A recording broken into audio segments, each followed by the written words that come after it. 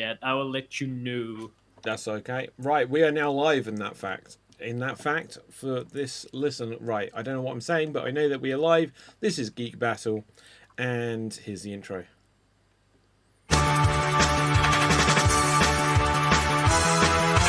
Welcome to the Geek Battle Zone. We discuss comics and puny minds are blown. We debate Marvel versus DC, Skeletor, X-Men, and Ron Weasley. Judge Ticket slams down the gavel. The cap dreams of Henry Cavill. It's a Geek Battle stream. Nerd rage as we assemble our Geek Avengers team. Welcome to the Geek Battle party. We are the Justice League and our Batman is Marty. Say Hitler's a Tim as movies are greenlit. Every new movie, Dev's already seen it. Xbox, Star Wars, and Star Riders. He-Man, Star Trek, and David loves spiders. We battle as Marvel and Disney loves Blink. And we try to crown the Geek of the Week. It's the Geek Battle Show. Welcome to the Geek Battleground, where we use the Force and the One Ring is found. Cap is wrong about Resident Evil 6, and everyone watch out, cause oh shit is sick. Gerald and Tim and Diz will try to win at the Geek Battle quiz. David and Dave will confuse their crew as they dive in the TARDIS of Doctor Who.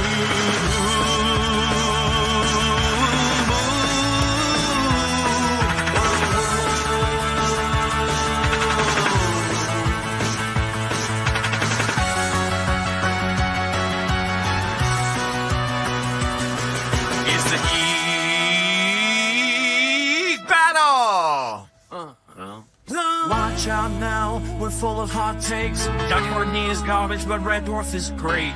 You love Sega, I love Nintendo, but in the Geek Battle, we are all friendos. Oh, it's a Geek Battle show. Oh, the Geek Battle show.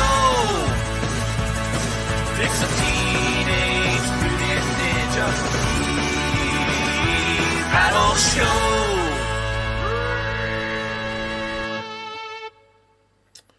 Okay, so yes, hello, welcome to Geek Battle. Now, on the show tonight, we have myself, we have Capital Faith. We are the cream of the crop, unless others arrive, in which case I'll count them as cream as well. But, Capital Faith, yeah, exactly. Say hello to the people. Hail from the land of leopards, elephants, and crocodiles. It's me, Cap, without a background, so enjoy my wall and my green screen that is not usable in this angle. Yeah, okay. My geek fact of the week is it's also going to be a Warhammer fact so the Necrons I talked about in our last show, where it's like they're the evil robots, Terminator knockoff of 40K, where I said they're the most humans of things. And that's why I recommend a book called The Infinite and the Divine. It's basically, in life, you need a hobby. And if you're an immortal, you need a very big hobby to actually keep you going. Because you can't eat, you can't have sex, you can't really do any human stuff because you're a robot. So there's this Necron called Trazyn the Infinite, who basically decided to be a museum curator for all eternity. So he just looms around in the galaxy and steals stuff. Like, he can literally steal stuff from time and then take him to his museum and then put him in a gallery. So if you're important enough, if you're in a good historical event, he might just pop up and go, pop, yoink, and then you will just leave. Well, there you go. Interesting stuff there. Now, if I was a robot, like, I don't know where I'm going with this, but like, what would be the, I just don't know I wouldn't like being a robot. I always figured with like RoboCop, the fact that he's just a robot now, I'd just be like, what's the point? He's got his wife, but, no business is happening there. He's got his son who he can't pick up. I'll just be like, switch me off, basically. But I think that's what he asks, right? He asked at one point, I think in the new movie he did, when he said, like, show me what's left, and they show him his lungs and his head, and he goes like, okay, then I want to die. Yeah, absolutely. Oh, gosh, no. I mean, in a sense... It also depends on, so if you achieve like artificial intelligence, and if it's like really smart and it might actually, if we give it purpose, then it can actually, think of something like a big, something unattainable, and it might, spend its days trying to achieve that. Like in Mass Effect, you're actually running this conundrum where there's like a robot pilot thing, ship's AI becomes sentient and becomes like a robot thing, and where she literally asks our protagonist, like, okay, I'm in a relationship with this dude, but I cannot bear any children. I cannot leave my mark on the world. So what the heck am I doing? And it will, like, even romance, he would probably die and I will still be around. So like, what's the whole point? And then our guy, the Paragon, hits you with this like, there's lots of other things you can live for. Life can mean lots of things. You can dedicate yourself to a course. You can serve your country. You can serve your species. Cap, or, if you had to dedicate your life to a cause, what would it be? Okay. I haven't really thought of that. Okay. Well, by the end of the show, guys, we will figure this out. I mean, am I interested in artistic pursuits? Probably. So to produce something that will be really enjoyed by, like, if I'm going for high ball here, like, I wish I'd be like an entrepreneur, creative, like Walt Disney.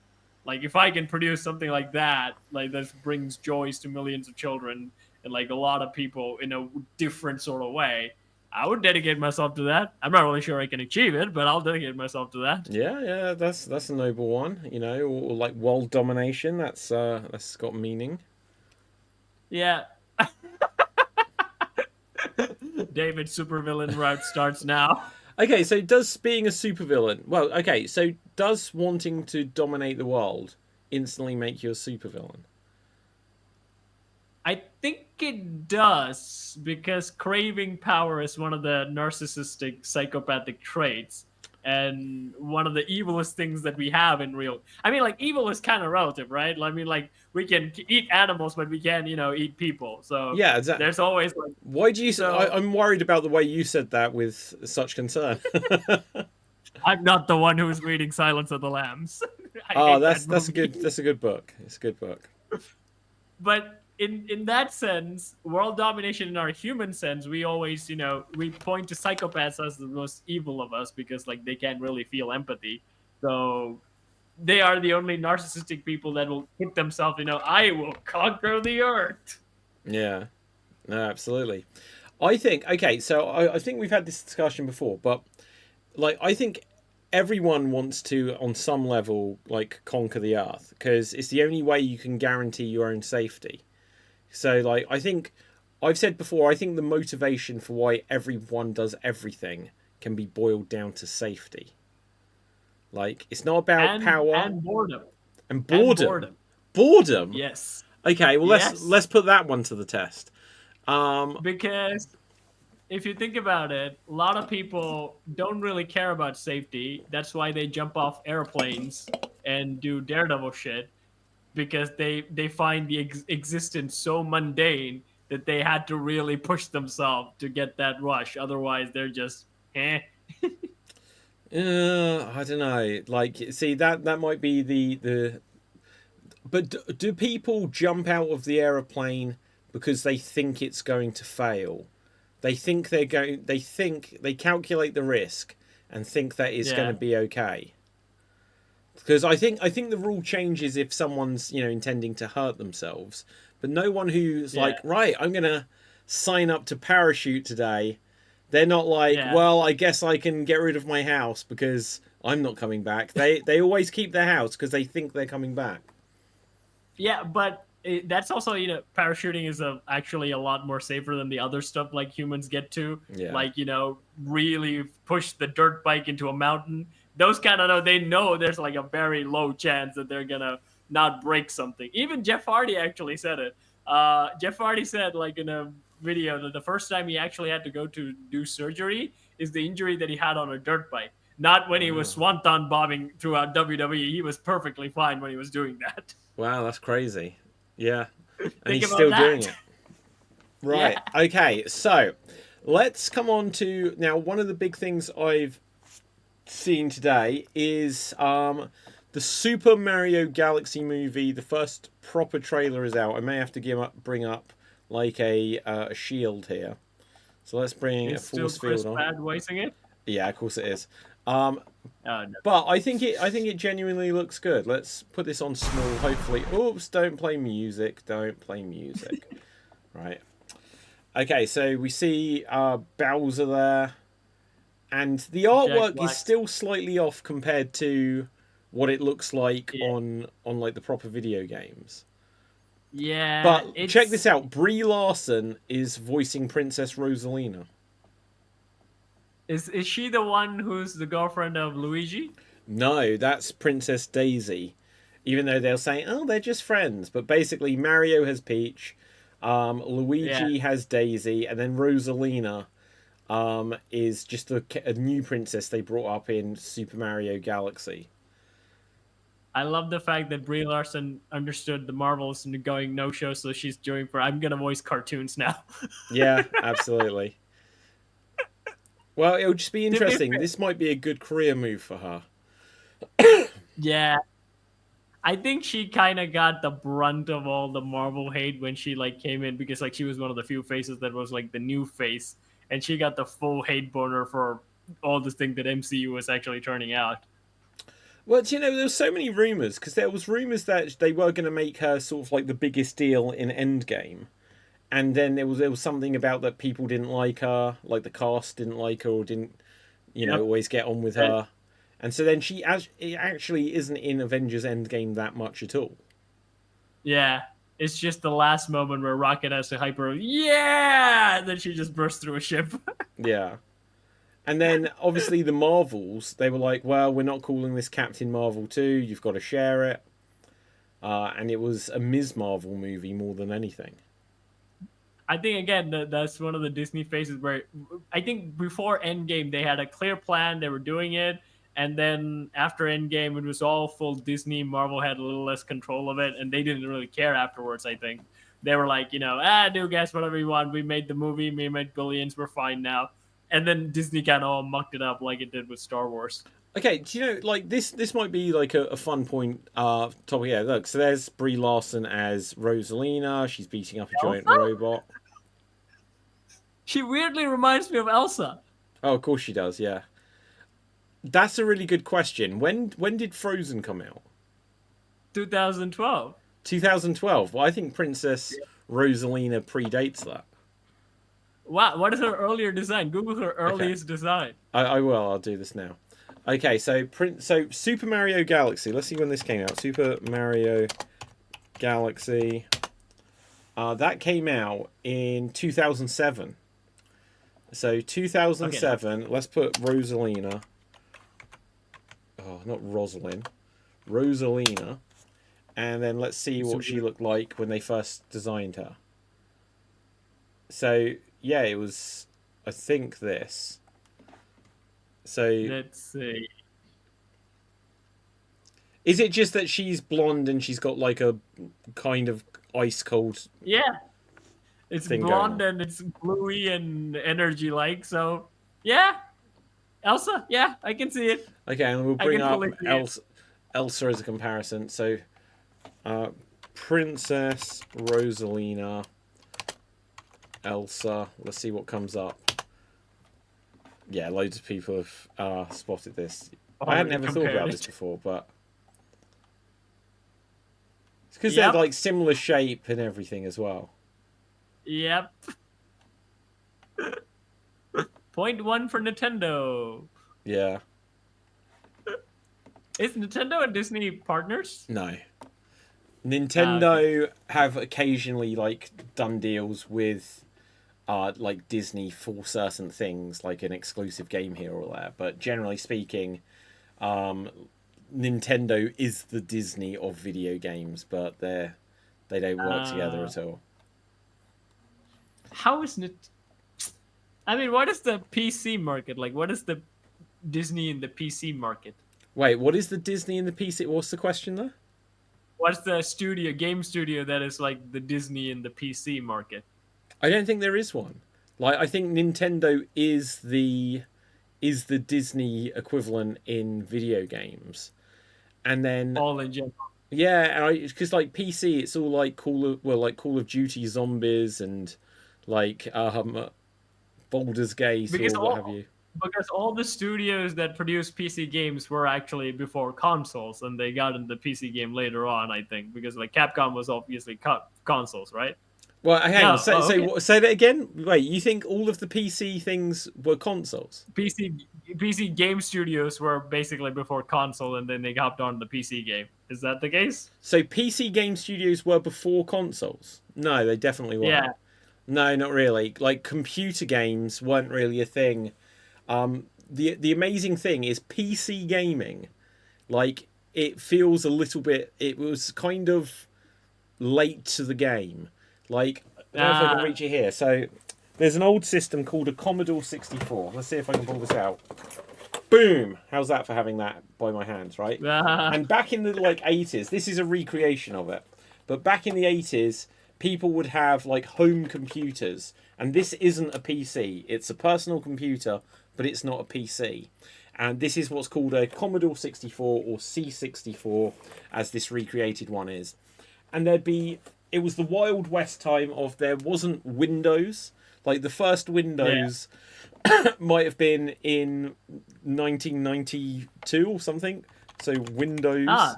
So yeah, that's the weirdest thing with it. So Microsoft Windows. Let's see when Windows 1. Whatever was. History. So Windows 1.0 launched. Oh, hang on. First released to manufacturing in November 20th, 1985. But let's get on to Windows 2.0. Then released in 1987. But I don't think these were the same as what we know nowadays at all. Yeah.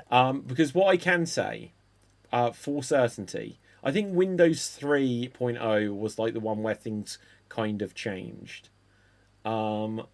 Is that you had what they call DOS. You know DOS? Yeah. Do you know DOS, right? DOS. So there would be so much that would just be, oh, this is a DOS game. And I don't think Windows became a bigger thing until the early 1990s. And in particular, I think Windows 95 was where everything was like PC. Before that point, yeah. In fact, I've got all this weirdly just to hand. So in the 80s, as well as the Commodore 64 there, you'd have things like this, which was a ZX Spectrum. And you'd have an Atari, which was a computer, and an Amiga, which was a computer. And generally speaking, the games you'd get on something like an Amiga would look better than what you'd get on a PC. I'm gonna bring up Amiga versus PC comparison. So was Capcom a video game, like a console game before? Arcade. Or just a they PC definitely game? started as arcade. C64 Amiga PC. Oh, I can't find just a comparison of the graphics, but the graphics on the Amiga looked much better than what you'd get on the PC. This might be a comparison. IBM PC. We are diving deep into game lore, and Dev is not here. Yeah, I know. See how it goes. It's EGA. It's odd, really, because like I know older kids of my generations actually had like consoles that were connected to TV, which were they always get usually when foreigners came around and they gave it to them. Yeah. And I always looked at that and I always say, where's ours? Can we buy one? And then we never find them here. There's never here. That sort of things were not available. But then my sister bought a computer and said we can just play games on the computer. And then that's where my whole PC gaming thing started. Yeah. Okay, so like this isn't a good comparison. It's not a good comparison. But like old PC games can generally look dreadful. And then on other things, this kind of shows it a little bit. So you'd just see that like this one's a lot more vibrant, a lot more detailed, and then this is a lot more drab. And you'd often get this. Like PC versus things like the Amiga. Trying to find like a really good comparison. That might be one. No, not and not then quite. came NVIDIA. Yeah, exactly. So PC stuff, it wasn't like just PC. There was Amiga. there was MS-DOS, there was Atari ST, there was ZX Spectrum, there was Commodore 64. There'd be all these different computers, and basically it took for all of the others to die before PCs Windows. really took off. And Windows took off in a big part because of a few games like Doom. And with Doom, Yeah, dude. and like connecting to the internet, so like some of the other things, they were slow to connect to the internet, whereas they made Doom and they made it so that you'd get shareware discs, which were like a demo, and then you could download and buy the whole thing. And there was everything else. Oh, that doesn't have Doom. And then there was like the game Myst, and they started making it so games come on CD-ROMs, and so that's why PCs then took off, and everything else was left behind. But like companies like Capcom, they were making arcade games, and okay, what is this comparison? This is actually kind of what I'm talking about here. So this here, you'd get games that might be on a PC or something that I think look a bit better than that, but then you'd get things where it looks like it's properly drawn. So that would be like the difference sometimes. I mean, to be fair, like my first ever PC's OS was Pentium 4. That was my first ever OS, and then Windows 7 rolled around just afterwards. Okay, look, I'm going to get off this now, just because I've found a good comparison for what I'm trying to show. This shows, like, this would be EGA graphics, where it's functional, but then you'd get this where it's got all of like the detail and extra colors and stuff. So like PC gaming used to genuinely look really bad. Wait, VGA is PC, right? VGA ports are PC ports. Yeah, but what I mean is, this would be a lot of what PCs would look like, whereas this would be what an Amiga looks like as standard. You know, it's just, and then the companies that made these other things, they just wasted money or ended up going out of business, and so then PCs became like the standard, you know. Microsoft took over the world. Yeah, exactly. So the weird thing is, when it comes to Nintendo is like the granddaddy of them all, because the thing that's older than Nintendo is Atari, but they've been sold about 5 or 6 times, and so the current company that owns Atari is now, I think, a French-based company that like made the Alone in the Dark games and things like this back in the day. David Meekin, where are you? Yeah, we didn't know I can shut up about this if this is boring, but basically, so like Nintendo is the only one that still exists from far back in the day. Like other companies, Konami still exists, Capcom still exists, Sega exists, even though Sega had a merger as well, but their merger meant that it was still the same company. But yeah, there's hardly any of the old school things, and so in terms of what is the Disney of PCs, there isn't one. I mean, when you think about like when it comes to like actual Disney and thing, like Warner Brothers has always been like Disney's rival. Yeah. And they were older. I think they started as a music production thing. I think Warner Bros. Melodies or something like that. What, Merry Melodies? Yeah. I know that's the thing. I think they were. I think they were a music thing before they broke into like filming and things like that. And they were like for the longest time, all of my childhood, is that Disney's only opponent has been WB. And then I think in the mid 2015s, I think Warner Brothers was bought out by a different company, and then they would say a Warner company. It was a Warner company. So and okay, I've never worked out, is Warner Brothers and Time Warner the same thing? I'm going to ask AI. I don't know about that. Yeah. Because like it used to have Warner Brothers, and then it said used to be Warner Brothers, and then Bugs Bunny started showing up. The same thing. Let's see what it says. Is Warner Brothers, or are Warner Brothers? No, Warner Brothers and Time Warner are not the same thing, but they are closely related through corporate history. Warner Brothers is a film and TV production studio launched in 1923 by Warner Brothers. It produced movies, Harry Potter, Matrix, TV shows, Friends, The Big Bang Theory, and owns DC Comics. Time Warner was a massive media conglomerate formed from 1990 to 2018, so they're not even that old. Yeah. Mm.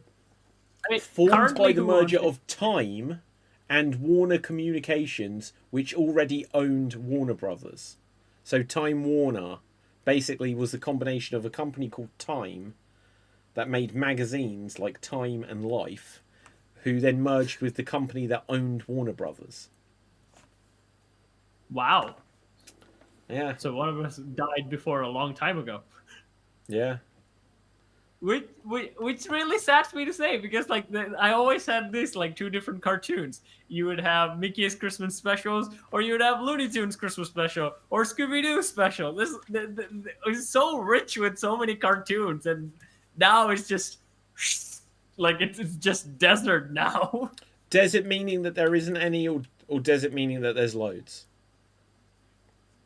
I would say there. I mean, like, think about any prominent new characters have actually come up in like any sort of Disney way. No. You can't think of any. Yeah. I mean, they weren't actually needed to, because most of the time you think about like Looney Tunes and Mickey Mouse, like from the old days, and they kept going. We weren't able. I mean, like I would say the only new contender would be Garfield. He was like the only thing Garfield? that That's actually. from the 80s. Yeah. Yeah. Again, compared to them, he's the newest thing. No. So wait, you're saying that Garfield is the newest character that's like Mickey Mouse? Yeah. No, there's got to be more. What about like? So hang on. So what are you counting? What makes it as a Mickey Mouse like character? So I'm saying, like, think about the cartoons that have existed like old generation, like Mickey Mouse, Donald Duck, Bugs Bunny, Daffy Duck, Porky Pig, Scooby Doo. These kind of guys have like just always existed, like Yeah. at least until the mass media age. They've just always been a thing. Yeah. I mean, like before them, I think we learned on Geek Battle, Pink Panther was much older than. Okay, maybe they're not older than Mickey Mouse, but then he's also a lot older. But then any new thing I can think of is Garfield. I don't think of any animated character actually took over the world as much as Garfield did, comparable to. Well, Mickey like you or- could say or- the Simpsons did. Homer Simpson, Bart Simpson. No, they're adult. They're adult animation. No, but they're adult animation. But especially when it first started, like the half-hour version of it, like the Simpsons in the 90s, like was Yeah. all Bart Simpson comics, Bartman, like Batman, and the Simpsons video games and toys. Yeah, but they're not. You get what I'm saying. Like they would comparable to like the Archieverse, where there's like it's again more adult orientated, not like cutesy furry mascot. What about like that, Stitch? Again, Disney. Oh, okay, so not, it doesn't matter if it. So do you mean non-Disney? Yeah, I mean, even if it's Disney, like is Stitch that iconic comparable What to what Mickey about Mouse? Pikachu? Okay, Pikachu. Okay, Pikachu is actually a good contender. I think Pikachu is actually a very good contender. Yeah, it's got to be like Pikachu is like everyone knows Pikachu as the only Yeah. Pokemon they know if they don't know what Pokemon is. They know Pikachu. Sonic the Hedgehog, you'll probably get a few that come out of like video games. Gaming, yeah, but not anything in like TV shows or movies. I would say Oh, there's got to be something like so. It's got to be a kids thing. And so, what's a kids it's character? gonna be just. It's gonna be like a mascot thing, like a furry animal or probably something like that. Okay, hang on. Cartoon character mascots 2010s. There's got to be something. Ugh, these already look terrible. What about like Peppa Pig? Or does that count? No, I don't care. I don't care about that drawing. No, like yeah, like I've been to Peppa Pig World or Peppa Pig's aquarium or something.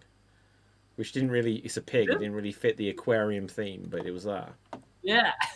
How are pigs so famous? I can't understand it. I never even understand how Porky got famous. Porky Pig, there's the Bad Piggies. Do you remember those?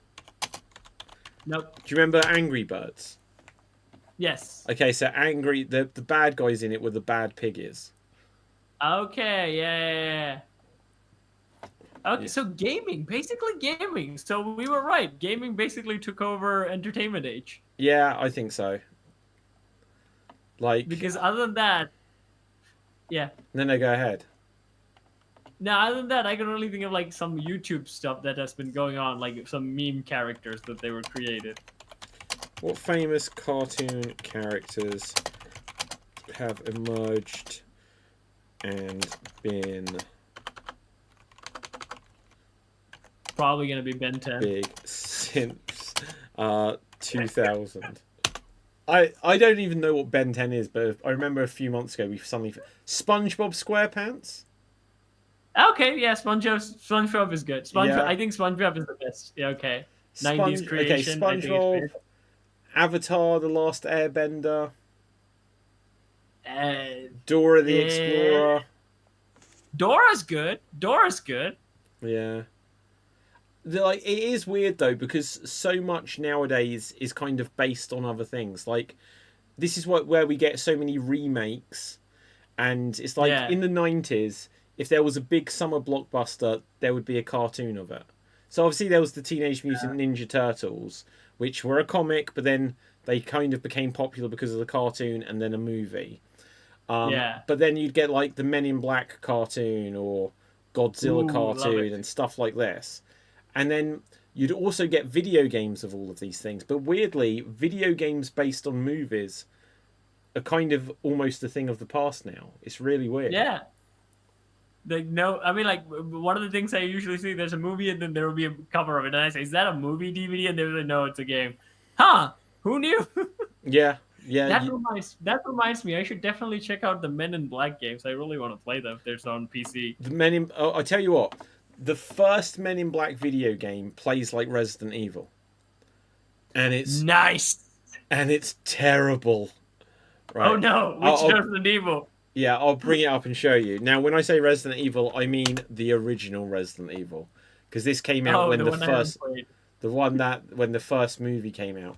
So, Men in Black PS1. Let's bring this up here.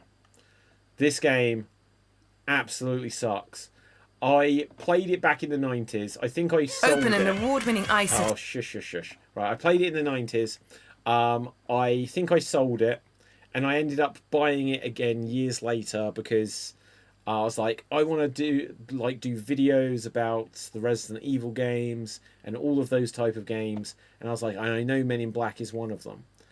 And it starts off, and it's almost a little bit like, I've seen people compare it to the movie The Thing. That you go to some like ice space or something like this. Let's just bring it up here. And so you're going around like this ice space, and you go in, and look, there's a dog there. Oh so my God. What do you think of these graphics? Are these blowing your mind? Oh no. I look at these graphics, Cap, and I'm like, oh yeah, I want to play a Resident Evil game like this. I mean, would you want to update the graphics? Do you want to update the gameplay mechanics, or do you just want to update the graphics? What if I was to fix this game or something? Yeah. I would update the gameplay, because weirdly, this, even though it's like the backgrounds are all 2D and you can't change the camera angle, this has platforming in it. So that sometimes you have to jump across areas, and getting the platforming to work is awful. I have often thought with games like this, especially if they're bad. Now, like, the artwork looks interesting, for this style of game. It's like, okay, so if you get all of these locations and the fact that the characters can walk around in there, and you literally just give it the gameplay of the first few Resident Evil games, you could have a cool sci-fi game, like set in whatever space station or place this is. But yeah. But it also depends. Like, some game mechanics, the one you get introduced to, you kind of stuck with them. Like, for me, it's always has to be third person shoulder view. That's always my preferred thing. I'm okay with first person when it comes to shooting games or even racing games and things like that. But anything like story related, I prefer it to be third person and then shoulder view. I'm okay with like the Telltale games where you just move around with your mouse because they're mostly clues finding games. Yeah. So I'm pretty much in it, and there you get quick events and I'm happy with it. But I can't stand any game like Baldur's Gate where you have to click and do everything. It's turn-based combat. I would lose my mind. I hate that thing. What about like 3D platform games though? I played some, not 3D I mean, like Prince of Persia is kind of like a hybrid of like a platform game. Yeah, mixed with action. it is.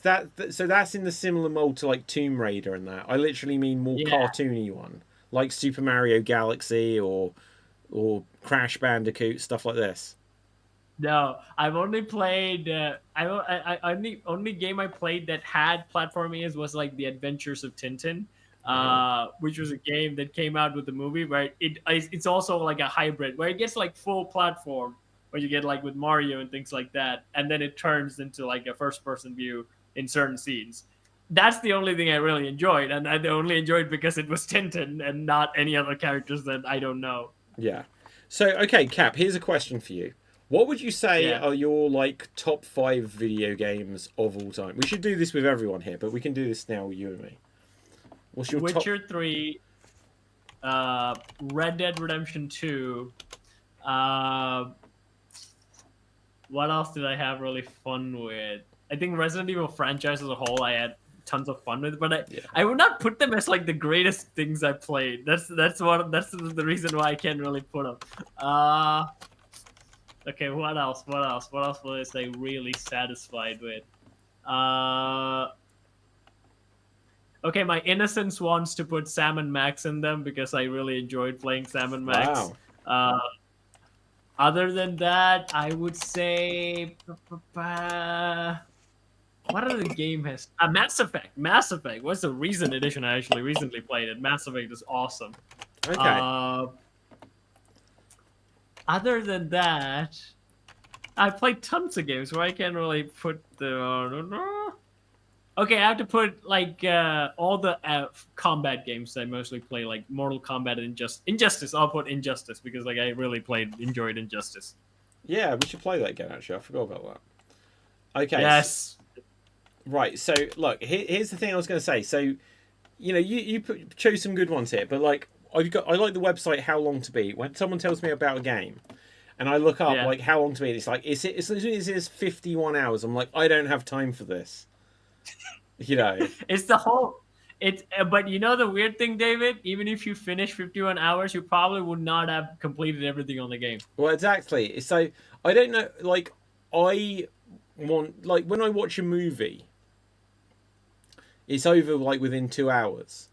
And then I feel like, okay, I've had that experience. Now I want something else. Now I might like a TV show, and I'll watch it over a few seasons or something. But with a video game, it's just like, do I want to just keep returning to this thing? Unless what you're doing is so good. It's like, okay, so Red Dead Redemption. Yep. Which one? Did you say Red Dead Redemption 2? 2, yeah. That's 50 and a half hours. Even longer, actually, if you think about it. God. Okay, so Red Dead Redemption Undead Nightmare is only 6.5 hours. That sounds a good game to me. Yeah, so when you think about it, like when I think I played Witcher 3 when I really literally had anything else to do, so I could literally sunk into the world and like fully immerse myself into it. Red Dead Redemption, I kind of had stuff to do, but I also had a lot of time. I think during the pandemic is when I played Red Dead Redemption 2. So I had a lot of time to actually do it. But nowadays, I prefer a game like Resident Evil, where it's, you know, I don't have to do a lot of exploring in much, and the story is good enough to keep me engaged, and the action is awesome. Where I do, like, I think I haven't replayed Witcher in like a while. But, David, if you have a summer, I would recommend that you do so. A summer? Yes. Like, see, the crazy thing is I don't think I'll ever get a summer again. Just I'm so freaking busy all the time. But okay, so like Sam and Max, if I saw that's 13 hours, I'd be like, to me, I'd be like, that's a pretty long game. You know, I'd be like 13 hours. That's plenty. Now, I think I played Sam and Max so it's not the 2D version of Sam and Max. I played the 3D version of Sam and Max. It's the same like the Monkey Island thing. Yeah. Was a collection. Which was a collection of like actually it was my sister is the one who sent me those games. And they were like the original games that I actually owned because she bought them in France and they sent it to me. But I didn't know how to change the language. So I was basically, it's a dialogue-based story game where I had no idea what the clue they were saying for a while. I was just trying out options. Wow. Okay, so let me just have a quick look here. What else did I load up to check out? So Mass Effect, if I looked at that, it's like 17 hours. I'll be like, oof, do I have that much time? And then I look at whatever this is. It says 109 hours. I would say Mass Effect 2 is a lot faster than Mass Effect 1. It says it's 24 and a half hours. Yeah, Mass Effect 2 is really easy to finish. Mass Effect 2 is it's a great game, and it's also a very tightly packed one. So you can just run through the story, no worries. And it also gives you elements, talk to the people and then spend a lot of time with them. Mass Effect is really awesome. Like, I think when we had like one of our earliest Geek Battles, we actually talked about like what is the greatest game of all time. And I said Witcher 3. Ashley, who has actually played Witcher 3, he also agreed. But he said like Mass Effect tops Witcher 3, and I didn't agree with him. But then after playing Mass Effect, I went to him and said, yeah, I agree. Mass Effect is tops Witcher 3. See, I know this is a game that I should have played, but then it's also a case, like, I know Mass Effect 3, when it got to the third one, people were kind of upset with it, that the choices you made didn't really mean a lot. Yes. But even that, it's just... Yeah, by the time I was aware of it, it was already like Mass Effect 3 was on the way, and I was like, that's a lot to catch up on. I would say, David, you can get the Mass Effect Legendary Edition, where that says it's 109 hours. Yeah, but that's all 3 games. That's why it says 109 hours. Oh, okay. It's all 3 games packed into one. But I think they worked out, like, so if you played Mass Effect 1, the original, which I actually played, there's a lot of grinding. You have to explore a lot to different planets and things like that.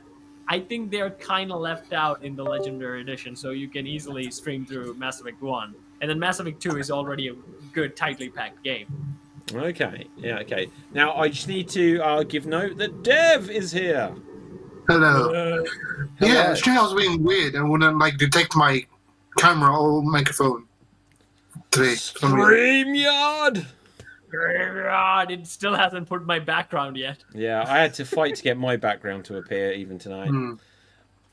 Dev, we were just saying about like some of like Cap's top 5 games of all time, and I was just looking because like it was interesting because I agree all of these are probably really great games, but when I look at them, I'm just like it's like all of them just so many hours, and then I come to Resident Evil, where I know that look, it says the first one is 7 hours. That's bullshit. You can complete that in about 3.5 the first time you do it. 6 hours for Resident Evil 3. That's why I liked that one so much. But like all of the early ones, like I have completed the original. See, what I can say here is I've completed the original version of Resident Evil 2 in under 2 hours, and to me, I was like, that's why I've played it like 24 times. But then, like the later ones, it was like 12 hours, 10 hours. But then put yourself when you were in school, David, when you do have a summer. I think if you would have The Witcher 3 when you did have a summer, you would have been like, oh, this is the greatest thing ever. Like, I don't know if this makes me sound, good or just a bit pathetic. Like, it would get to my summer, and I'd like, how many video games can I beat? So I couldn't just play like one game. I think in 1 year, like, when I was maybe 12 or 13, I was so proud that year I completed something like 60 or 70 video games. So it was like I completed a new game every 2 or 3 days, with the rest of life going on. I think it's because like you were part of like the arcade competitive style of gaming where it's more impactful on like the gameplay and you just again, you didn't have like any walkthroughs or things like that. You had to figure a lot of shit out by yourself. And then it's more fun to discover things on your own. Well, I think in our side of gaming is usually it's always like a grand story, and you always get a cool character, and you're like, oh, this world seems nice. I'm gonna immerse myself in it and live there because my real life kind of sucks. I want to be a Witcher. But like I tell you what, like when I first played Legend of Zelda: Ocarina of Time, and you were just like walking around Hyrule Field, and you'd go into like a little village, and there'd be a shop. And you'd like discover some secrets. I was like, that to me, like it felt like it took up months of my life, which I'm sure it didn't. But then I'd get a Resident Evil game, and I'd just be fully in it for like 3 days, and I'd get to the end, I'd be like, now I'm going to play it again, now I know what to do, and then before I know it, I've gone through the whole game 8 times, and then I'll be like, right, now I'm ready to move on to a new game. Whereas it's kind of funny to me because like you're I know you're an actor, so you probably role played like balls like all the time. So I role it's kind of played funny. what?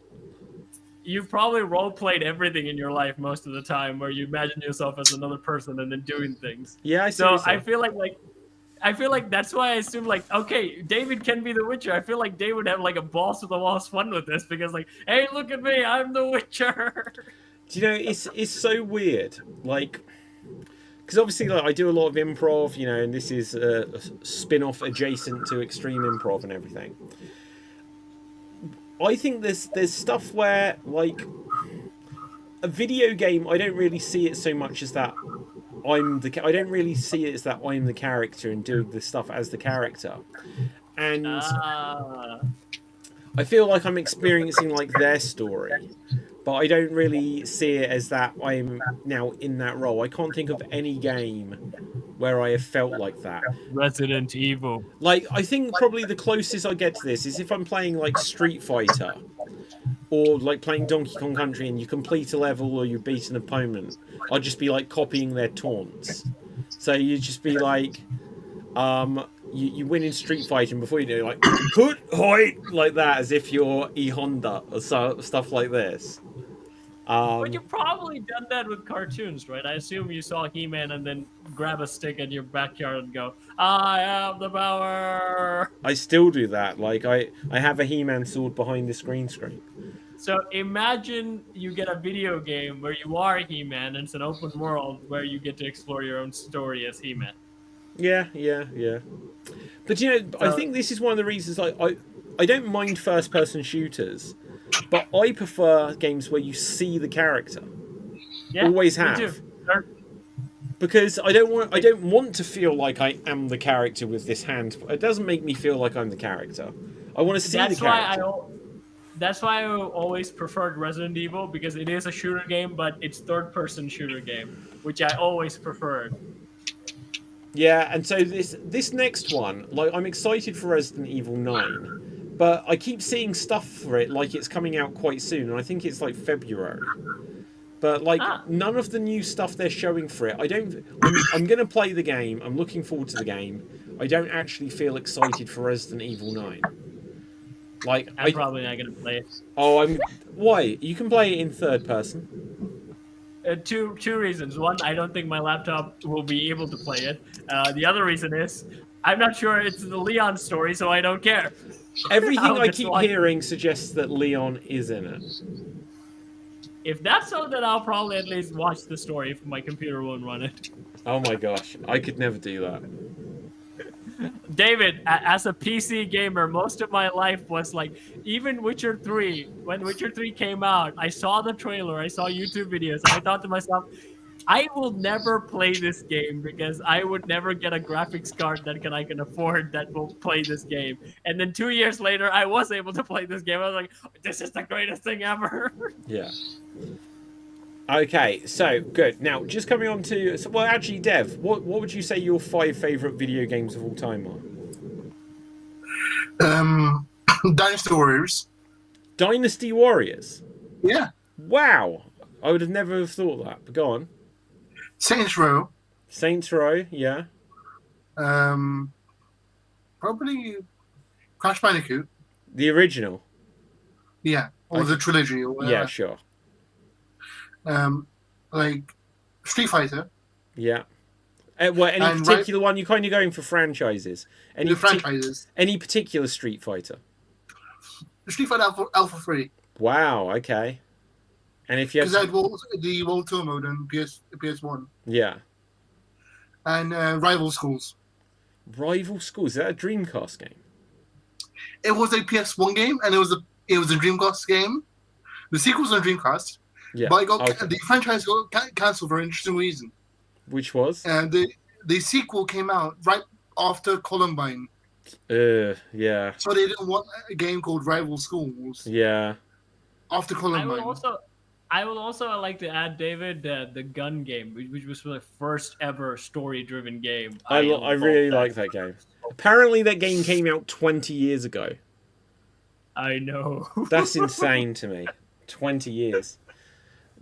No, so like my Although- list. Go on. Yeah.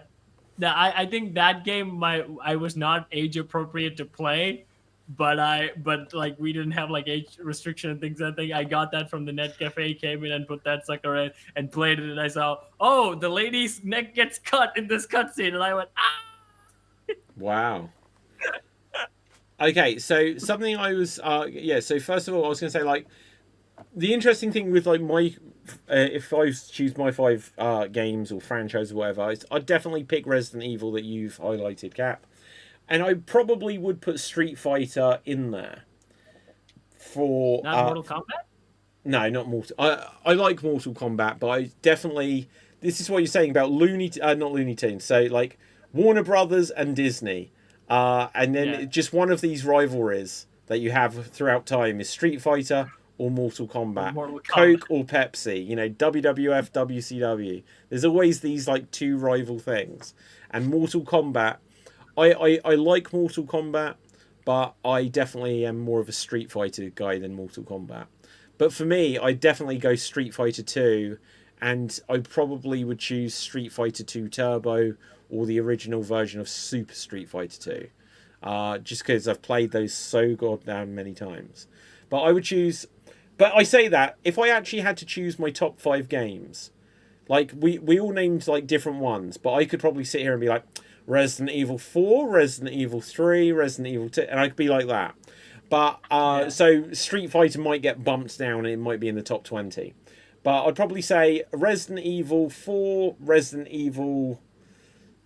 a different one of the older ones, either the remake or the original. 6. No, not 6. 6. I don't think You need to replay it. I'm going to replay it. It is my intention. It wouldn't even be in my top 100. You know what, David? I'll do this with you. If you stream it, I will hop on StreamYard with you, and I'll be a backseat gamer for you. And if you play Resident Evil 6, I will swear to God. Why is that a benefit? Yeah, I was thinking the same thing, Tev. I would provide commentary. Yeah. Right. That's like saying, do you know what? Right. You order a pizza and I'll spit on it. I'll spit on it good. It's like, do I want this? You know. No, David. You order pizza. When you eat it, I will describe it to you. Yeah, right. And so anyway, so I would definitely choose Resident Evil in there. I would choose Donkey Kong Country 2. I think that is probably my favourite video game of all time. That is to me, it's the best 2D platformer, and I think it still absolutely holds up in gameplay, in graphics, and like in music, in every single way. After that, I might choose The Evil Within. I love the first Evil Within. I might choose Crazy Taxi. I might choose Jet Set Radio. That's a pretty good one, although I probably haven't played that enough. But yeah, there's Super Mario 64, Zelda, something like this. It'd probably be a lot of Nintendo. Cartoon Nintendo combined with Resident Evil. That sums me up.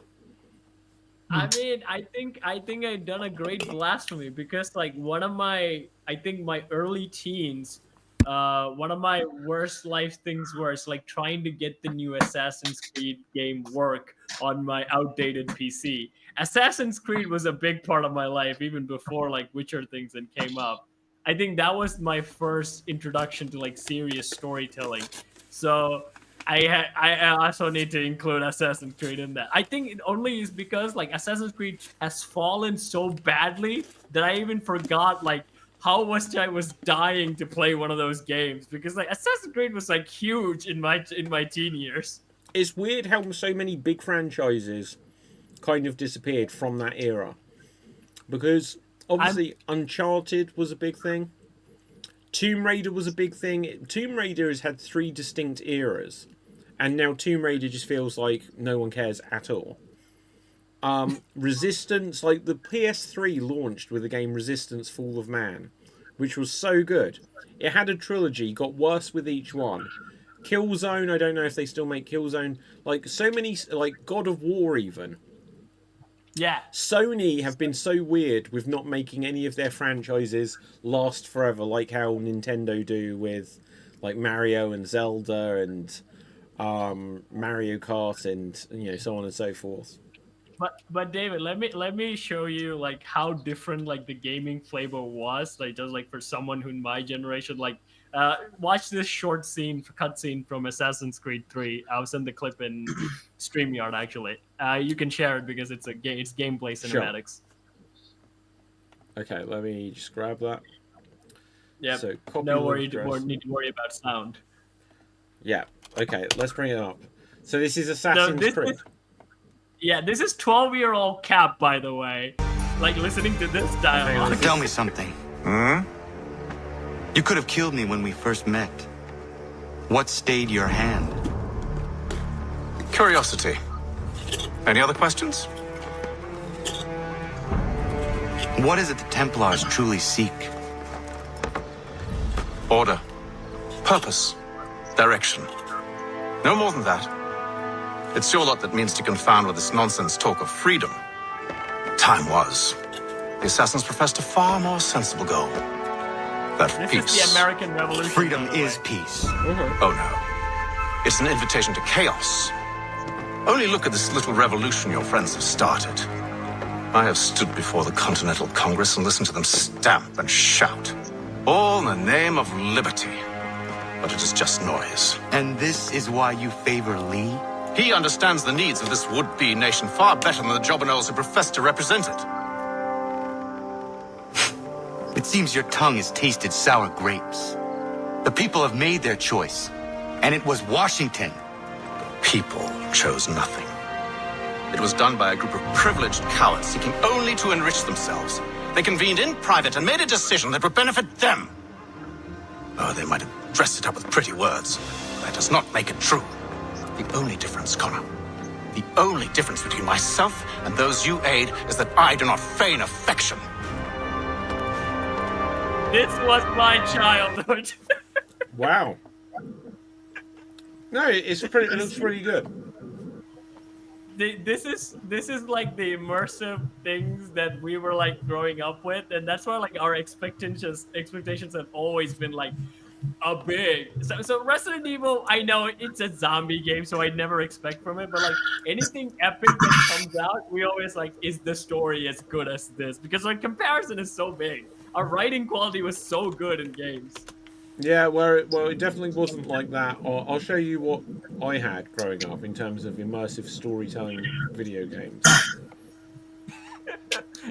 Please do not put out the poop song. No, you wish.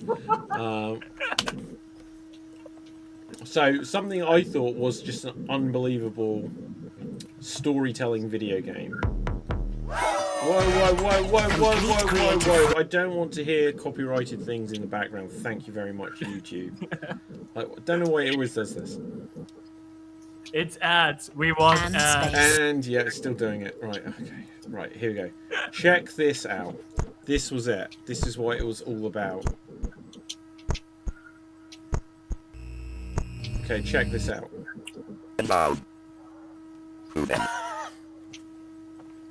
That's for you to discover. It is presumed that the airplane has landed in Santa Terra. It's only a rumor, but the Prime Minister wants full details. Stephen Every Hawking? square inch of the countryside has been It is finally Stephen come nothing. One of our agents is Yeah, already that is there. Mickey Mouse on the desk. That's According to interesting. his last report, he seems to be onto they some get away most with it? interesting information. Okay, let's skip this on. So this would be like how you said about like Sam and Max or Great Telltale idea. games. Yeah. You rub the roads together with But like, then you would have an action scene. Where's the action? Now, let's see the ending of this.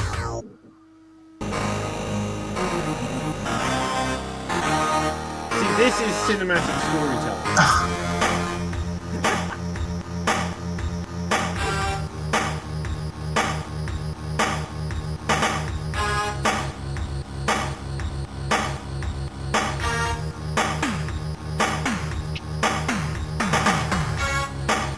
I swear to you, if I hadn't seen this the first thing, I probably would have been like, this is the greatest thing ever. What, Final Fantasy?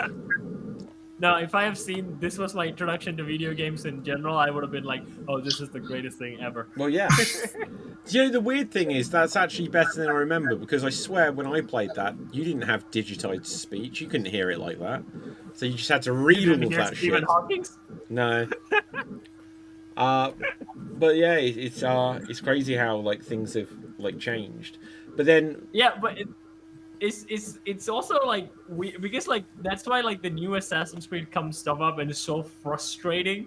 It's because like even Assassin's Creed 3 got a lot of flack because like in Assassin's Creed 2 we had Ezio where it's more like, you know, a bravado story. He also had some sad moments, but this was fine. But this is like the American Revolution and the protagonist finally gets screwed by all of the. He wins the American Revolution and then Native Americans get completely wiped out, and the game ends with a very somber, sad monologue, and you're like a 12-year-old playing that game and going, "Oh, life is so cruel." okay, just changing direction. First of all, is there anything you guys have seen in the last week? Shows, movies, things that you want to react to? I want to hear what you guys think of the new Predator movie if you have seen it. I've not seen it. I wanted to see it, but this week has been incredibly busy. I hear two voices. One of the people is like people like Predator fans. They hate it. They say like, "Oh my god, this is the MCU-ized Predator," and most people hate it. But most normal, it's like normal, like in a sense, like not franchise people. They go and say, "This movie is a lot of fun. We enjoyed it." Yeah. So yeah, I saw an interview with the director of it, who also directed Prey. And he said, like, what can I do that isn't just the same movie again? So it's just set within the world of Predator or whatever, and it's a different kind of movie. But yeah, I do hear that a lot of people aren't that keen on it. But I'm okay with fun because like the first ever Predator movie was really fun when you think about it. It's had so much charismatic characters on set. It just like oozed with a lot of good stuff, and then it gets real serious when it comes to action stuff. But I always thought this was a fun action movie, action horror kind of movie. Yeah. What the first Predator? Yeah. Yeah, like absolutely, I agree it was. You know, and apparently they're still saying at a certain, I guess he's not in this one, at a certain point they want to bring Arnold Schwarzenegger back to the franchise. But at this stage, I feel like if he suddenly turned up in a Predator movie, what would his story be? What would he even do? So before this, Hulu made a Predator movie called Predators Among Predators. In that one, they revealed that the Predator, what it does is like any person who beats the Predator, the aliens would go back and then they would steal them and then put them in a pod. So we see Arnold in a pod, frozen. In that So what's movie. this called? Predator Before Predator? No, Killer Among Killers, I think. That was the title. This is an official Predator movie. Yeah, it's a good one, actually. Predator... No, wait, Killer Among Killers? Killer of Killers. Killer of Killers. Oh, it's a 2025 film. It's animated. What? Wait, Yeah. Okay, I can't watch that. But you're saying Arnold No, Schwarzenegger's in it? Arnold Schwarzenegger has a cameo at the end. What? Actually him? Yep, I mean, it's the animated version of him. Oh, I need to look this up. Wait, I'm My looking... favorite, think about it, David. A Predator is going to Sengoku Jedi period, where he has to fight a ninja and a samurai. Think how cool that is. Yeah, hang on. I'm looking for this Arnold Schwarzenegger scene. Oh my god, that's crazy. And Danny Glover in it as well. And Danny Glover. Okay, I do have to watch this thing. It's unfortunate because I don't want to. Right, look at that. That's amazing. That's amazing. Apparently this is the clip. I can't obviously play it. I don't like the animation. What is with this animation nowadays? Everything looks like Into the Spider-Verse, where it's kind of this jerky animation. Okay, let me show you this. Predator versus Samurai. Let me go. Oh my god. What? Hang on. So is it just that they're in a booth, or do they do anything? No, they don't do anything. Like Arnold and Donnie Glover doesn't really do anything. So how have they got Danny Glover? He won. Yeah, so that's what the idea they're saying. So if you beat a predator, they would literally come and steal you, basically, because you're something that is worth keeping for further games. Yeah. I wonder how much they had to pay to do that. Not To a be lot fair- because they don't speak. They what? They don't speak. They're just in storage. Yeah, but you can't use someone's likeness. It's cheaper than paying for their voice, though. No, but okay, The okay. characters- Well, let me give you this example. So you know that new Terminator 2D Fate game? They don't use Yeah. Arnold Schwarzenegger's likeness in it because they couldn't strike a deal with him. Oh. So look, yeah, Terminator 2D, Terminator 2D, whatever it's called. Did I just really misspell Terminator? That's terrible. Terminator 2D, no Fate. Everything you see of that, every time they, like, when they show you this at all, where's the trailer of it? Okay, let me show you the weird thing with this game. Forget the Men in Black PS1 game. Let's get rid of that tab. Right. So, before you buy, I just want a trailer. Just give me a trailer, official trailer. So let's bring this up. Peggy 16. We can have the sound, I'm sure. Probably not, actually. So look, you see the Terminator like that? You see, Yeah. look, he turns into Robert Patrick, so they do have his likeness. And then that's as much as you see him. So it is just the Terminator, it's not Arnold Schwarzenegger. But they do, and look, and Sarah Connor is on the box looking like Sarah Connor. But don't they own the rights to the character and therefore implies? No. You can't just use someone's likeness without... This is why, like, you'll see the Mission Impossible video games where it doesn't look like Tom Cruise at all. Of course, it will depend a little bit on the agreement you made when you signed up to the movie. But if it, you know, Yeah. Arnold Schwarzenegger, by the time he's doing Terminator 2, or, you know, he wasn't signing up for his likeness to be used in perpetuity. But I'm sure there are some... Look, and there, they actually paid for Edward Furlong, so that's why it looks like Edward Furlong. And they paid for Linda Hamilton. But then, apparently, every time it shows the Terminator, it shows it as the robot. Let's see if we can skip through to capture my show... likeness. It is made for Mr. Maybe it could be that. Maybe because he was like a very famous bodybuilder. I think bodybuilders mostly made money out of shooting pictures for magazines. Yeah. Maybe that's why his whole thing was bigger. Yeah, okay, hang on, just 1 second. So check that out. So there you see Linda Hamilton, you see Robert Patrick, and you see a Terminator skull. Yeah. That has to be the only Terminator thing based on Terminator 2 that doesn't show Arnie front and Yeah. center. They couldn't get Arnold. Yeah. Didn't Terminator 3 have a game? Did it have a game? Yeah, and Arnie is in it, but they would have paid. But they probably, when they signed the deal for Terminator 3, it was probably a deal that said, and the video game sort of thing. I mean, this is the problem why, based on movies, trying to re-release them. There was the famous wrestling video game called WrestleFest. And that has recently been re-released as an arcade one-up, like arcade machine. And they didn't get the rights to all of the wrestlers in it, so they've had to go back and edit the game so it excludes like 3 of the wrestlers. So, like, let me just bring this up here. So, on the original game, it got, like, the Legion of Doom, and they're not in the new one. They were, like, the boss. I can't remember if it's Sergeant Slaughter isn't in the new one, so he's excluded. So, let's bring up WrestleFest 2025. Being re-released. Let's just click on this. So look, that shows Legion of Doom, but they're not in the game. That's from the original. And when you see here, it shows 3, 6, 9 of them. It's Macho Man, Demolition, and Legion of Doom and Sergeant Slaughter. Wait, I'm sure Demolition are in it, aren't they? Because they just signed a new... Okay, Axism is... Wait, no, he is. I swear, that's... Let's click on this. I would swear that's Axe and Smash. So WWE WrestleFest. That shows the No, old it's game. Smash and Crush.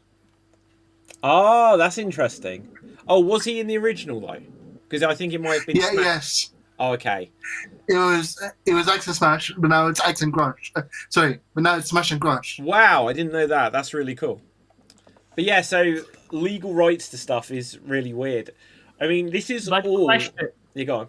But question: what if they drew the character based off someone first, like in a comic? Then you can sue them. I mean, like if you think about it, like when you think like any characters, like Disney characters, they were based off like famous actresses. Like really, they did Okay. really, yeah. Okay, but this is Walt Disney, famous for fucking people over. Hang on, I'll give you a couple of comparisons of things. So, oh yeah, so in Resident Evil Code Veronica, there's a character called Steve Burnside, and clearly he was based on Leonardo DiCaprio. And I'll show you, because when they released the game, and then they re-released it, they changed the look of the character because I think there had been some sort of complaint. So in the original game, he looked, I forget which one's the original, but they changed like his Leon, haircut. So you can see here he'd got like a Leonardo DiCaprio look, and then later on they like changed the haircut because it was too similar. And then I think, was it The Last of Us actually, I think got into problem because of Ellen Page. The Last of Us, Ellen Page. Yeah. So let's have a look here. I think they had to change the look of the character because at the time, obviously Ellen Page is now Elliot Page. But at the time, Ellen Page was it Beyond Two Souls? I think so. Yeah, Beyond Two Souls. And so Ellen Page was in a video game. And let me show you. So Ellen Page was in this game Beyond Two Souls. And the character was, based on exactly what she looks like. And that was coming out on the PS3. And then also within a year or two of it, then they also had the character Ellie, who they, I think, had to change the look of to look less like Ellen Page. Yeah, like this is where they said beyond coincidence. I know that they had to do it in the Yakuza series because one of the actors got caught for drug charges. Wow. So they had to motion capture the entire person, and the entire face had to be different. Yeah. Because I mean, like humans aren't really that much different from each other. So can you make a case like Arnold is Arnold? So okay, so here's the thing: Harry Potter, right? That, by the way, so they really cast. Quickly, no, go ahead, Dev. Really quickly, going sing with Arnold for a split second. It's funny that he didn't give his rights as Terminator to No Fate, but he did give it to Mortal Kombat. They probably paid him a ton, though. Yeah. You think Terminator 2D is some shitty-looking Super Nintendo-like game, whereas it's like, Mortal Kombat probably paid him a freaking lot of money. But it's weird because I know Arnold's case is different because I know in terms of models and bodybuilders, I think their likeness is what they use to actually sell things. So I kind of get it. But what I get different, I find with actors and things like that, where a lot of people will look at your eyes and go I'm going to use that in my character, and they can literally just draw it. Yeah. Yeah. Okay, so first of all, just as that's loading, so here was the changes to the character Ellie that people noticed after the complaint. So for whenever this was posted, they changed the character somewhat, just to try to make the character a bit more distinct. They reduced her jaw? She doesn't have a jaw anymore? They just changed the shape of her face slightly. But that was a big controversy at the time. Because when you look at that, it's well, clearly they've just used the likeness without any rights. But then, okay, let's see if I found out the answer. How much was Arnold Schwarzenegger paid to be in... no public figures exist. Go on. Fun fact, in fact, this is my geek trivia fact. Do you guys know the old guy in Midsummer? I don't know what Red The Summer is. Now, Midsummer, like there's the show called Midsummer, and there's this really old man in it. Is it a show or a movie? It's a show, I think. Well, is it the thing with what's her name, Florence Pugh? No. Let me double check. Yes, it is. Oh, okay, I think that's a movie. But go on. What about it? The really old man in that movie Yeah. is the basis for every single pretty looking anime guy character in existence. Wow. That is cool. If you Google the actor and type in anime, it should literally all come up. I don't know what the actor is though. Wait, is that the Norwegian actor? Yeah. I've seen that pop up. Didn't he recently die? Yes. Okay, so his likeness, he's one of the where like he's like a very feminine dude as well. So like any sort of like the classic anime with like who's the character in Berserk, Griffin, and like any sort of like that anime classic looks of dudes kind of comes from that guy. Any anime character that looks like an effeminate male, based on his look is based on him as a kid. I typed in the name in the streamer chat if you want to see. Bjorn Anderson. Okay, hang on, guys. This is breaking news here. And look, we're not on Slam Jam right now, but I think this is relevant. Check out these bad boys, because apparently in Zootopia 2, they're played by Roman Reigns and CM Punk. That's awesome. Roman Reigns and CM Punk will play as zebra buddy cops in Zootopia 2. Disney did them so dirty. They took the big dog and they turned him into the zebra. Wow. Why isn't he a dog? Yeah, why Wow. couldn't they just turn it? Oh, there's a theory actually. There's a theory. You can't find dog or cat characters in Zootopia. There's no domestic, unless for cows, I think. You can't find dog or cat characters in Zootopia. Okay. What? Domestic. You can't find domestic dogs or cat characters in Zootopia. Doesn't surprise me. Well, it's a zoo, right? Why would it have dogs? No, it's because of the. I mean, like, yeah, that's a good point because it is Zootopia. Yeah, but right. there's a dark theory where it's like the animals actually evolved and rebelled against humans, and the dogs and cats were not Sided with before. humans. Yeah. So The they fuck? killed them. Oh no! I can disprove that theory in one scene. Yeah. Do it. In the British version of Zootopia, the news anchor is a corgi. Oh no, England. Okay. So there's a good like trivia with Zootopia, where the news anchor is a different animal in several countries. In the UK, it's a corgi. Wow. Damn, Corgi, you ruined a good Disney theory. So now Roman Reigns is now in two movies. Well, three movies, several movies, but one with Cody Rhodes and one with CM Punk.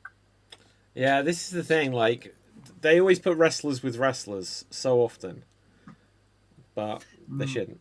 Okay, guys, I'm gonna have to begin to wrap things up soon. I've had like a super long day, and I can just feel in the last few minutes. I feel like I'm about to pass out.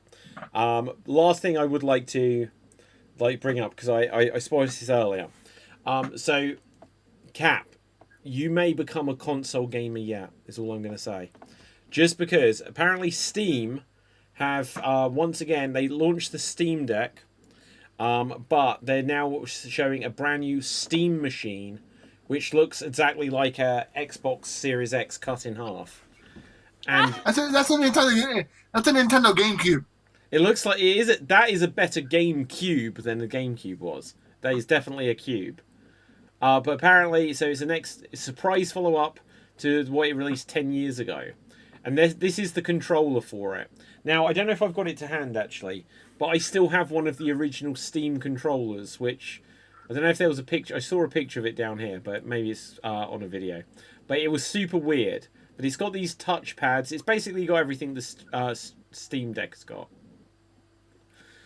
But the one I had, at least for work, was the directional pad and the analog stick were both touch pads. What is that, a Steam controller? Yes. Yeah, I think I've got that because when they released the Steam Link and stuff like this 10 years ago, right? The Steam Big Picture mode or whatever it's yeah. And do you know what? It still works with stuff, and it's pretty good. Yeah. Let's bring up the Steam controller because this is a really bizarre controller. So instead of sticks, it has touchpads. Yeah, so look, it's got this ginormous D-pad and as you move your finger over it, you'd hear like this clicking, like click, click, click, click, click, Yeah. like that. I'm gonna repeat that Omni-Man meme with my mouse. Look what they have to do to recreate our power. But you know, look, this new one I think looks best because just having one stick is super limiting. If you're used to 2 sticks, just not, I like the idea of giving extra options. Like that's got a D-pad, it's got buttons, it's got sticks, and it's got 2 touchpads. So I think they probably have nailed it now. That looks like a lot better idea of it. Give me a mouse. I can't. Do you know what? I can't play first-person shooters or things with a mouse. I just don't get it. Oh my god! I can't. I've never been keyboard and mouse. I couldn't do it. Fun fact: there is actually 2 fun facts now. When I got Command & Conquer for the PS1, it came with a mouse. Wow. Because it was PlayStation, a Sony mouse that plugged into the PlayStation. Wow. Because if it was an RTS. Yeah. And for Phantasy Star Online for the GameCube, has a GameCube controller that's a keyboard. It does actually. You're right. Do you have that? I'm looking for it. It's really hard to find. Yeah, I think it's really hard to find. Yeah. It's ginormous, and it's a full-size keyboard, isn't it? Yeah. Okay, let's bring that up. GameCube. I have the chainsaw. I have the sword. I don't have the keyboard. Oh, I so wish I had the chainsaw. So annoyed myself that I didn't buy that. But look at that. Look at this ridiculous thing. The Dreamcast, though. I don't have everything. Obviously, the Dreamcast famously had maracas as controllers, and I don't have those. But the Dreamcast had a keyboard, it had a mouse, and I was playing Quake 3 on it with just the keyboard, and I couldn't play it with the mouse as well. I was like, I can't play this game. Why is this mouse here? I couldn't make it work. But it had a fishing rod. Because David, you work with the mouse every day, so I find it hard that you have a hard time actually.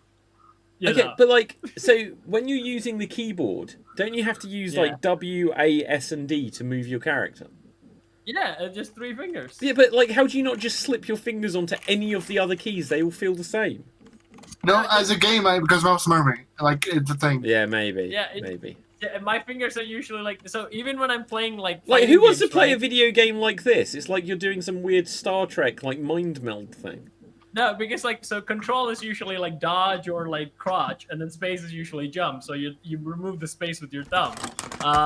When it comes to fighting game particularly, my first ever fighting game was WWE game, where the controls were usually WASD to move around, and then T to punch, Y to grapple, and then U to do a heart attack. But look, this is it's right there. This is so easy. It fits in your palm, stick. I can easily reach down, I can easily press up, button. It's perfect. It has everything I need. Some people like to work with small assets. I like to work with wide assets. I know what's happened because this happened in Turkey as well. So in Turkey, and I'm guessing Sri Lanka as well, gaming consoles weren't a thing. So if you wanted the game, you'd go to the internet cafe and play on the computer. And that's how you grew up. And the only way you can play a game is on the computer. So you never had a controller, ever. So although, Deb, I would say this. So a generation before us, some of them had controllers where foreign people would come and they would give their PlayStation or Xbox to someone, and they would usually have that. But in my generation, where computers kind of started becoming a thing in every people's houses, where it's computers, it's not something for the kid. It's usually for something for the family to work on and study and work and things like that. So it became an added benefit. If you have a computer, you can also game in it. So that's how whole generation started. And there were net cafes where I was growing up, where were just game centers where you would go and just play games, arcades, but computers. Okay, but like, Yeah. check this out. Now, I usually sit here with at least one sonic screwdriver, and I sit here like this. But this one is literally a Nintendo Wii remote. So it's got a D-pad on it. It's got buttons here. It's got a trigger button. You've got a pointer. So this is the ultimate design for. This is what game controllers should be like. I want to sit there like this playing Super Mario. The ultimate I game want to controller see is the Sega Saturn. What, the Sega Saturn with the circle pad? No. Wait, yeah. Why is that the ultimate game controller? Because that is the basis for every single fighting gamepad that's ever come out. Ah. What with the analog stick? Hang on. If you type in like Street Fighter Fight Pad, every single one is designed to look like that. Street Fighter. Fight Pad. Okay.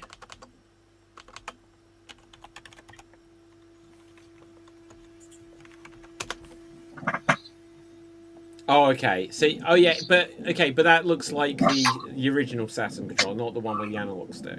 No, it's the original. Yeah. No, the Sega Saturn controller is really nice. I tell you what, if I don't know where mine is. It's somewhere about here.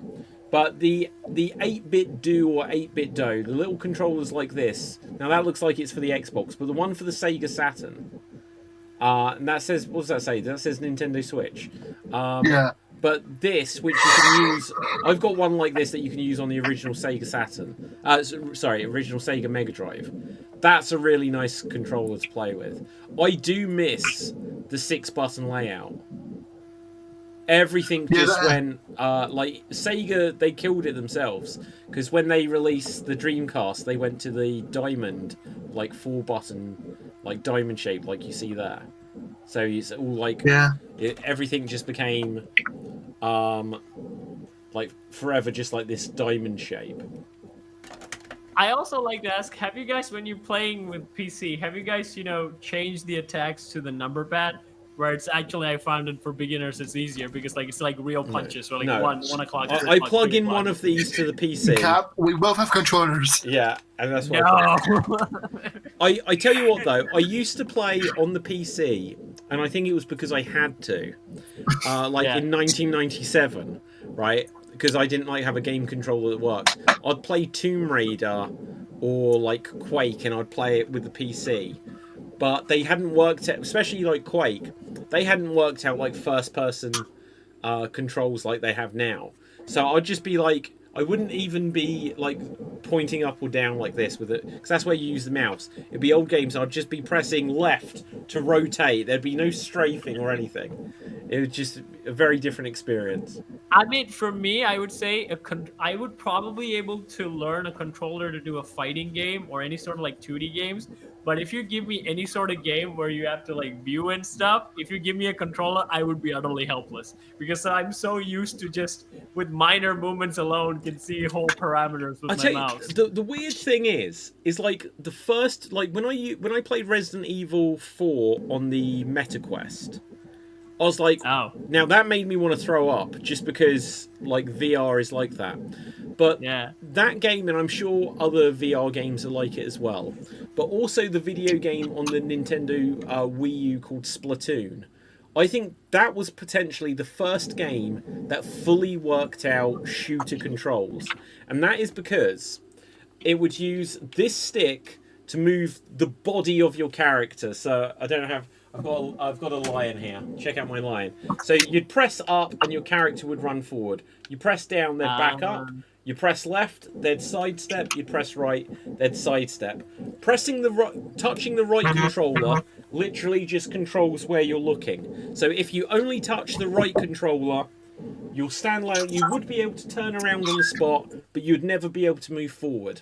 And then, with Splatoon, because it got motion controls, you'd go like this, and it would actually change where you're aiming.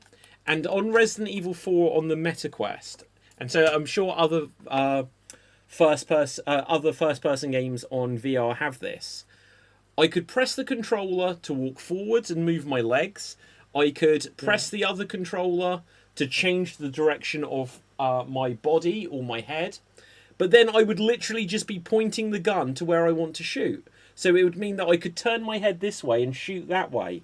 And I was like, finally, this is the first game I've played that's ever fully worked out how to move both your legs, the direction of your head, and your hands independently. I mean, in PC, you could do that. You could literally just walk differently. Yeah, you can basically just walk differently. No. But the difference is, so say you're shooting, right? You Yeah. have to be facing the direction you're shooting. No, so if you look at Resident Evil 4, right? Leon's game, right? You played it on PC. Did you play that on PC? No. Okay, so if you play that on PC, basically, you can look in a one direction and you can still move around wherever you want. And then the shooter button, because it's third-person shoulder view, Leon's head could be somewhere else. But that but that's not you're not controlling that. So the point is, I could play a game because, like, generally, like, I'm sure if you use a mouse pointer, you could take your mouse pointer and shoot over here to get a headshot, or shoot down there to shoot at someone's knees. But basically, and then go. When you do this, it is going to be somewhat moving the camera, because when you use the mouse, you use it to control the turning around of the character. This, it literally gave you one control to control which way you're facing, a different control to move your movement with your legs, strafing and that, but then literally the gun on VR, you could do whatever you want. And the video game Splatoon on the Wii U works that same way, because it's got motion controls which don't which just change where you're shooting, which don't or then impacts the movement of your head or the movement of your character. Basically saying you can do this. Yeah, like, it's so cool because, you know, it doesn't benefit you to do it, but you could be there's something coming here, and you could be like shooting a zombie, and then, or, you know, an infected, and then you could look over your shoulder to see what's coming behind you. Whereas on any other game, it'd be like, if you want to see if something's coming behind you, you could shoot there, but you couldn't shoot there. Yeah. And it took them years to be able to figure this out at all, because when they first worked out the twin stick style of controls, people hated it because it was like, this doesn't work. But anyway, guys, I'm going to begin to wrap this one up now because I'm going to pass out soon. I swear. I feel like I feel to get hollow. a hairspray from Resident Evil 4. I do. I need a green herb sort of thing, right? But anyway, hairspray, David. You know the hairspray. It's a hairspray. You got the green herb on stream. Yeah. Right. Okay. Now, Dev, where can the people find you? You can find me on TikTok and Twitch on the name F3DAT, and that's it. Okay, Cap, where can the people find you? You can find me on SWAT Deeds, where I sing and dance, I throw myself in a bucket, and I work with members. And just right now, I found an odd video on YouTube, and I cannot help but to match the oddness with my weirdness. So go check that short out. Okay, my name's David Pstansky. Follow me in Geek Battle on all of the platforms. With that, until next time, stay safe